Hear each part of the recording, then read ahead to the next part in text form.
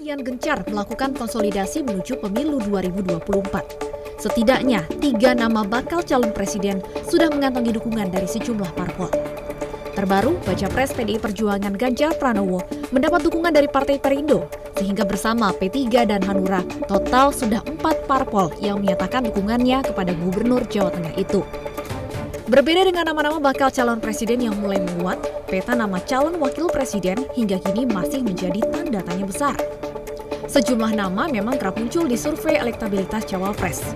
Erick Thohir misalnya, nama Menteri BUMN sekaligus Ketua PSSI ini bahkan disodorkan Partai Amanat Nasional sebagai Cawapres untuk 2 bakal calon presiden. Ya, nama ET disandingkan dengan Baca Pres PDIP Ganjar Pranowo dan Baca Pres Gerindra Prabowo Subianto. Hingga saat ini Erick Thohir belum angkat suara menanggapi usulan PAN menjadi Cawapres 2024. Sementara itu di sela Rakernas ketiga PDIP, Ketua Tim Pemenangan Ganjar Pranowo Puan Maharani membocorkan sejumlah nama kandidat Cawapres Ganjar. Mulai dari Menko Polhukam Mahfud MD, Gubernur Jawa Barat Ridwan Kamil, Menko Perekonomian sekaligus Ketum Golkar Airlangga Hartarto, Menparekraf Sandiaga Uno, hingga Ketua Umum Partai Demokrat Agus Harimurti Yudhoyono dan Menteri PUPR Basuki Hadimulyono. 10, kalau boleh saya sebut yang ada di media, Pak Mahfud sudah masuk namanya, Pak Erick Thohir, Pak Ridwan Kamil, Pak Sandiaga Uno, kemudian ada Pak AHY, ya kan? Pak AHY, Pak apa lagi Mas? Pak Airlangga, ya kan? Nama Mahfud masuk dalam daftar 10 kandidat Cawapres Ganjar Pranowo. Di sisi lain, Partai Keadilan Sejahtera disebut-sebut berusaha menjodohkan Mahfud dengan Anies Baswedan. Hal itu diungkapkan oleh Mahfud yang mengaku menolak tawaran PKS untuk menjadi bakal Cawapres Anies. Pak Saihu waktu ke rumah bersama Al-Muzamil kan, beliau menjajaki untuk mencari calon wapresnya Anies. Antara lain bertanya, Pak Mahfud bersedia enggak?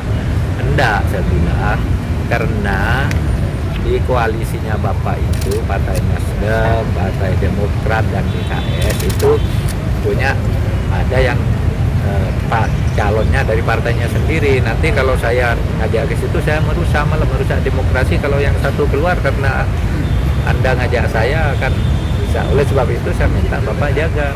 Sebelumnya Mahfud pernah nyaris menjadi Cawapres Jokowi pada kontestasi Pilpres 2019. Bahkan Mahfud bercerita dirinya sudah mengukur baju yang akan dikenakan saat deklarasi Capres-Cawapres. Namun keputusan itu tiba-tiba berubah pada detik terakhir. Pada akhirnya, Jokowi mengumumkan Ketua Majelis Ulama Indonesia Ma'ruf Amin sebagai cawapresnya. Calon wakil presiden disinyalir menjadi salah satu kunci mendongkrak elektabilitas untuk memenangkan Pilpres 2024. Hingga kini 3 calon kuat yang akan berkontestasi belum mengumumkan siapa pendamping mereka. Keliru menentukan cawapres bisa saja menggerus suara pemilih. Sebaliknya, tepat memilih cawapres bisa berkontribusi positif secara elektoral. Tim Liputan BTV. Saya Christian Gereja, Anda menyaksikan obrolan malam. Secara elektoral, kalau kata sejumlah lembaga survei, Cawapres itu sangat menentukan siapa yang bakal menjadi pemenang atau siapa yang akan unggul dalam Pilpres 2024. Itu secara elektoral. Tapi juga secara peta politik, ini juga akan menentukan partai mana bergabung dengan partai mana. Nah, saat ini ada partai yang mengatakan kalau nggak ketua umum kita menjadi Cawapres, kita mundur dari gabungan koalisi ini. Kira-kira akan seperti apa peta koalisi jika memang riuh menentukan siapa calon wakil presiden yang bakal mendampingi beberapa bakal calon presiden ini akan terus memanas. Saya ajak Anda ngobrol dengan sejumlah narasumber yang sudah bergabung secara virtual.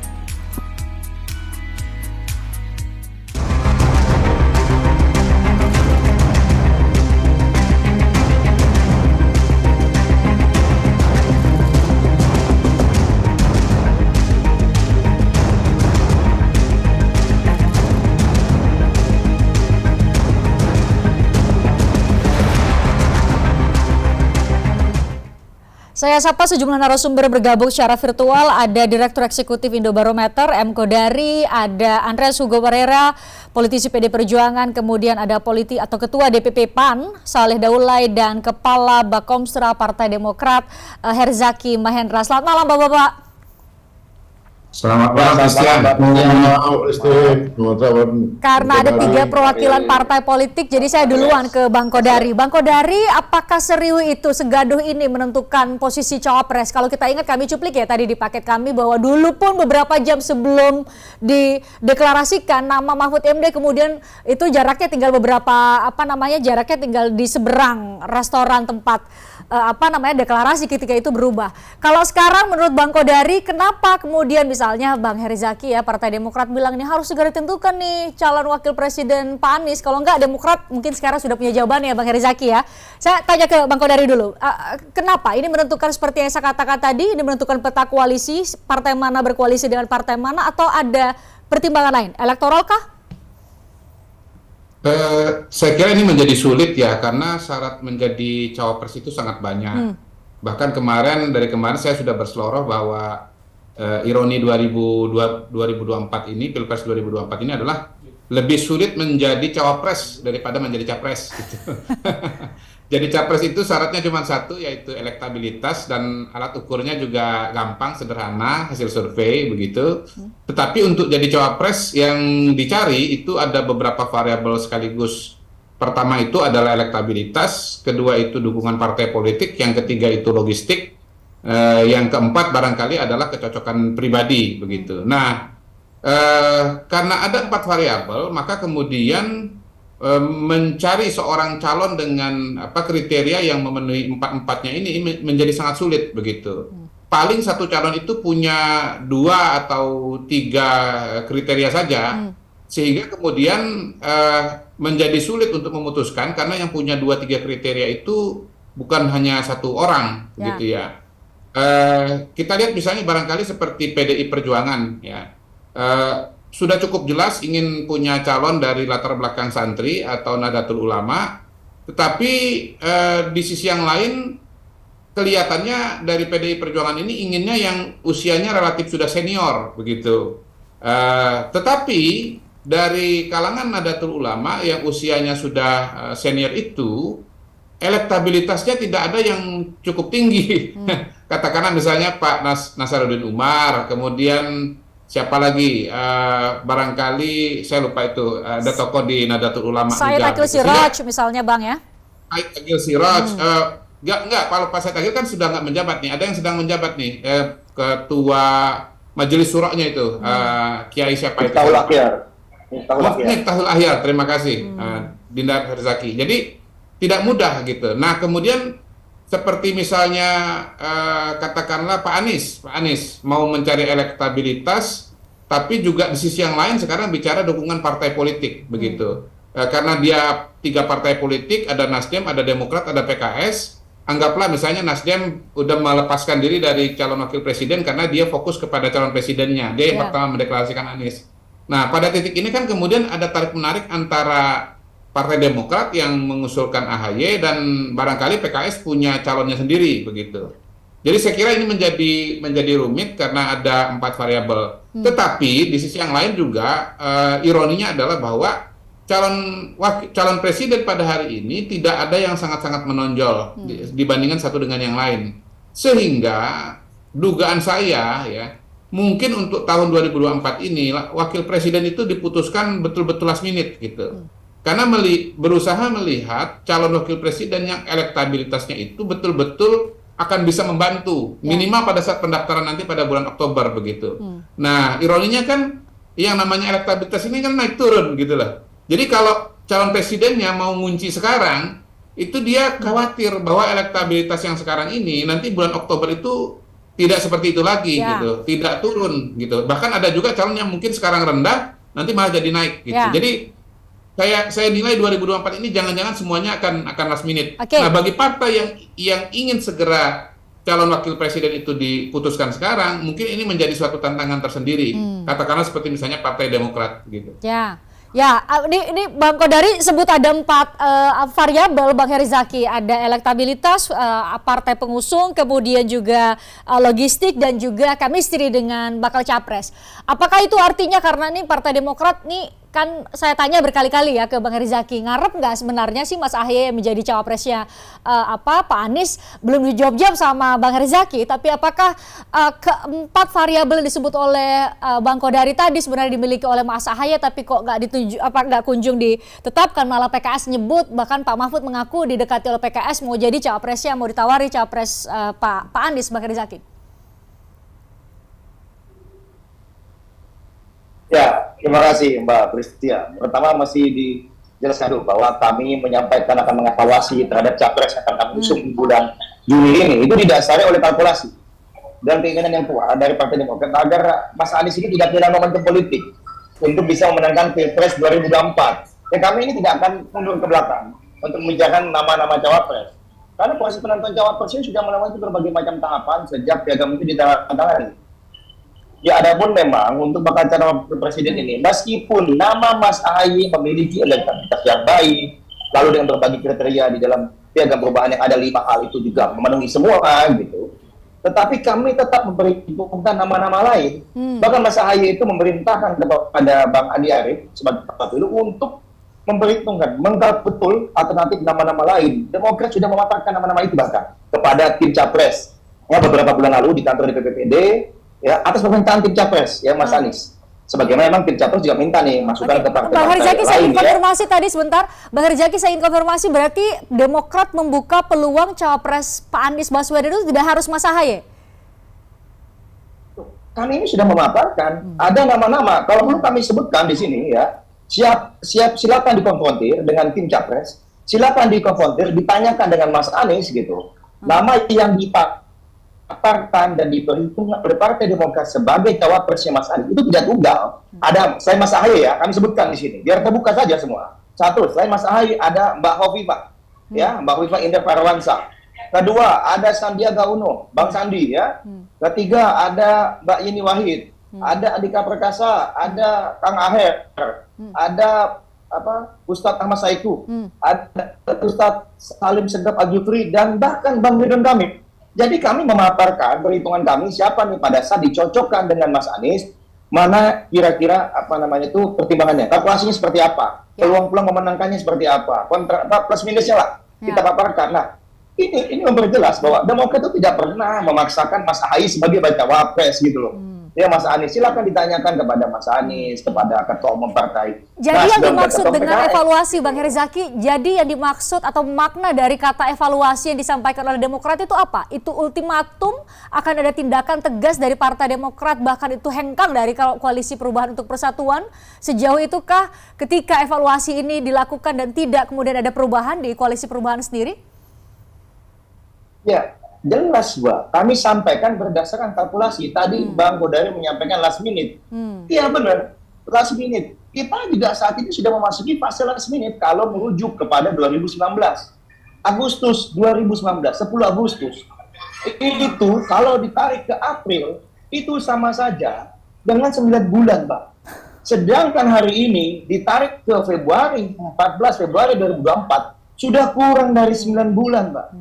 Ya, jadi yang ingin kami sampaikan, situasinya juga sudah last minute sebenarnya di sini. Ya, jadi tidak bisa bilang nanti di Oktober atau di November. Bagi kami itu bunuh diri. Ya, bunuh diri bukan mau menang ini hanya berlayar saja atau ada pertimbangan lain. Kami ingin menang. Ya, dan kami menghitung betul, bahkan juga pengalaman-pengalaman di negara-negara maju, ya itu rata-rata 8 sampai 6 bulan sebelumnya itu sudah diumumkan agar bisa optimal mesin konsolidasi, mesin politiknya, konsolidasi para relawannya, maupun juga bisa berkeliling memperkenalkan dirinya, programnya, visi misinya kepada publik. Boleh dicek Mbak, Bang Sandiaga, ini contoh, Bang Sandiaga Agustus baru muncul. Di April 2019, popularitasnya masih jauh dari 90% Mbak. Nah itulah yang kami sampaikan bahwa nggak boleh seperti itu lagi gitu loh ke depan. Kita sudah punya banyak pembelajaran dari masa lalu, ayo kita gunakan. Yang mohon maaf, Mas Anies ini kan bukan 40% Mbak surveinya. Bukan tinggi jauh di atas yang lain, tetapi yang mohon maaf 3 besar ini tidak jauh beda. Ini apakah bisa diartikan Bang Herizaki, apakah bisa diartikan nih Partai Demokrat panik karena tren elektabilitas Pak Anies Baswedan itu menurun sehingga kemudian butuh efek kejut, kemudian ada narasi dari PKS bahwa akan menjadi kejutan sosok cawapres dari Pak Anies Baswedan, demikiankah? Ya, efek kejut yang kami sebenarnya harusnya tunjukkan bagi Partai Demokrat adalah dikira cawapresnya bakal dari status quo atau dari istana atau dari kekuasaan, ternyata cawapresnya tetap tokoh perubahan. Nah, itu yang efek kejut yang akan diberikan seharusnya oleh Mas Anies. Jangan juga efek kejut yang akan diberikan itu adalah baru akan diumumkan di Oktober atau November. Itu namanya bukan saja efek kejut bagi lawan politik, tapi bagi kawan politik pun bisa menjadi efek kejut gitu loh, Pak. Ya. Nah, ini yang bagi kami ya nggak jadi ini yang kita inginkan, Mas Anies berlayar dengan cawapres yang kuat, punya mesin pemenangan politik yang kuat, konsolidasi terjalin rapi. Ya, karena bagaimanapun kita tahu sejak Mas Ganjar ini dideklarasikan, Mas Ganjar itu luar biasa ngebutnya. Pak Prabowo juga luar biasa ngebutnya gitu. Nah, kami melihat dan mencermati bahwa kita punya peluang besar juga. Masih ada waktu, tetapi kalau kita terus menunda-menunda, tidak melakukan perubahan evaluasi terhadap strategi yang kita lakukan saat ini, kami tentu ada kekhawatiran sama seperti yang Mas Eka sampaikan kepada kami. Saya mohon maaf, hari ini saya sedang di Singkawang. Tadi saya dari Sambas, dari Pemangkat, kemarin dari Bengkayang. Semuanya sama ini dari DP saya. Bang, kapan ini? Kapan deklarasi? Bahaya ini gitu. Kita ini memenang, kita udah nggak sabar ini. Gitu loh kira-kira. Baik. Ini kalau Partai Demokrat di Koalisi Perubahan ada beda cerita. Ini Partai Amanat Nasional saya nggak tahu ini masih ada di Koalisi Indonesia Bersatu atau gimana. Tapi Bang Saleh, kok bisa ya Partai Amanat Nasional bawa satu nama untuk dua baca pres yang berbeda, hari yang sama pula ngasih ke PDIP, ada Pak Erick Thohir, kemudian ngasih ke Gerindra, ada Pak Erick Thohir juga. Maksudnya gimana nih Bang Saleh, mau koalisi gabungin Gerindra dan PDIP dengan cara menyatukan sosok cawapres lebih dulu atau padahal masing-masing punya baca pres atau bagaimana Bang Saleh? Pertama saya jelaskan KIB masih ada. Nah, kalaupun misalnya P3 sekarang sudah ada di PDI Perjuangan, bukan berarti KIB-nya bubar. Karena nanti kan ke depan ini seperti apa koalisi-koalisi lintas partai kan belum kelihatan sudah gambarnya. Nanti itu akan kelihatan jelas kalau semua sudah bertanda tangan untuk menyatakan dukungan secara resminya. Kalau sekarang kan baru, ya nanti pada saat mau pendaftaran di KPU kan, jadi kalau sekarang kan belum resmi. Artinya kalaupun bergabung dengan kelompok, misalnya katakanlah seperti Nasdem, PKS, dan Demokrat, ya kan mereka sudah katakan mengatakan diri sebagai koalisi perubahan. Tapi kan kalau belum menuliskan nama resmi bahwa partai A dan semuanya itu partai B, partai C, itu sudah mendukung salah satu calon, berarti kan mereka masih ada peluang untuk pindah. Gitu. Seperti tadi. Justru tadi kan pertanyaannya Mbak Pristian tadi ke Herzaki itu kan itu. Apakah ada kemungkinan nanti Demokrat pindah lagi? Kan bisa jadi. Kalau misalnya tadi hasil evaluasi mereka tidak menggembirakan, misalnya seperti itu ya. Tapi saya nggak mau masuk pada substansi apa yang akan dilakukan oleh Demokrat, itu adalah hak prerogatif dari Demokrat. Nah, kemudian yang kedua, tadi soal capres, cawapres. Capres yang muncul kan sudah ada nih, paling tidak ada 3. Yang 3 itu adalah yang pertama sebetulnya deklarasi itu adalah Prabowo karena itu hasil munas dari Gerindra. Kemudian ada muncul kemarin Anies. Lalu yang ketiga terakhir ini adalah Pak Ganjar. Nah, yang 3 ini kan sudah mencoba berkomunikasi lintas partai dan sudah ada yang mengerucut nih nama-nama partai yang ingin mengusung bersama. Seperti misalnya katakanlah Gerindra dari awal itu sudah menggandeng PKB gitu, tapi kan belum resmi juga karena belum tertulis, tapi kelihatannya sudah ada satu barisan gitu kan. Nah, begitu juga dengan PDI Perjuangan, mereka sudah ada kemarin P3, kemudian saya dengar juga ada Hanura, kemudian ada Perindo misalnya gitu. Ini kan sudah ada di situ. Nah, tetapi bukan berarti tertutup kemungkinan bagi partai-partai lain untuk bergabung. Misalnya, bisa jadi PAN bergabung dengan PDI Perjuangan. Itu kan masih terbuka peluang. Kemudian PAN bisa bergabung dengan Gerindra. Dan itu masih terbuka peluang. Nah, sekarang, apa yang menyebabkan Partai Amanat Nasional belum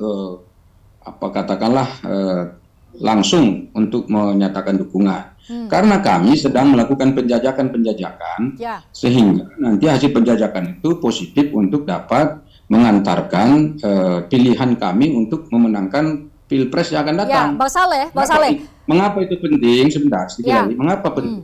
Itu karena kami sudah 2 kali pemilu nggak ikut menang, ya kurang beruntung kemarin. Ya. Ya kan? Jadi karena sudah 2 kali, ya tentu kita harus lebih berhati-hati dalam konteks ini. Itu satu. Kemudian yang kedua, kami kan juga berkeinginan ada yang diusung dari partai kami, gitu, supaya ada kelihatan kotel efeknya. Nah, karena itulah maka kami tentu menginginkan katakan misalnya yang sekarang digadang-gadang di PAN itu ya adalah Erick Thohir misalnya. Ya, Bang Saleh, tapi Bang Saleh belum jawab pertanyaan saya Bang tadi. Kenapa menyodorkan satu nama untuk 2 partai? Apakah artinya kemudian bisa dimaknai bahwa partai mana di antara PDIP dan Gerindra yang menerima Pak Erick Thohir itulah yang akan menjadi kawan koalisi PAN? Itu harga mutlak? Ya sebetulnya tidak serta-merta seperti itu, karena kami juga masih punya opsi kalau Mbak Christian lebih cermat. Kami kan punya opsi misalnya kalau Airlangga Hartarto maju sebagai capres, wapresnya kan kita tawarkan juga Zulkifli Hasan. Jadi kan ada simulasi-simulasi juga gitu loh. Jadi nggak mati seperti itu. Jadi kami itu punya pilihan-pilihan itu. Gitu loh Mbak. Jadi Partai Amanat Nasional berpolitiknya ya lihat semua dulu kemungkinan-kemungkinan yang ada. Karena kalau kata Bang Kodari ini ya sebagai pengamat itu kan sebetulnya seni mengambil kemungkinan itu bisa menjadi seni untuk memenangkan pertarungan gitu. Jadi kita bagaimana melihat kemungkinan-kemungkinan itu saja. Dan karena itu kami tentu ya dengan Erick Thohir tentu karena beliau selama ini sudah ikut bersama dengan kami, sering ikut ke wilayah, sering ke daerah, sering ikut kegiatan PAN, bahkan beberapa kali kegiatan itu dibantu. Dan kami melihat baik ya kita dorong. Baik, saya harus jeda Bang Saleh saya harus jeda. Mohon Bang Andreas bersabar menanti, kita jeda sejenak karena kenapa PDIP saya taruh terakhir karena PDIP mungkin sebenarnya sudah punya beberapa pilihan nama, bahkan Mbak Puan sudah menyebutkan secara jelas beberapa 6 ya dari 10 nama yang katanya sudah ada dikantongi oleh ketum-ketum parpol yang mendukung baca pres Ganjar Pranowo. Usai jeda kami akan kembali untuk Anda. Tertarik dengan diskusi saya dengan para narasumber? Saksikan obrolan malam dengan topik-topik menarik lainnya. Jangan lupa subscribe ya channel YouTube Berita 1. Like, komen, dan share video ini ya. Terima kasih.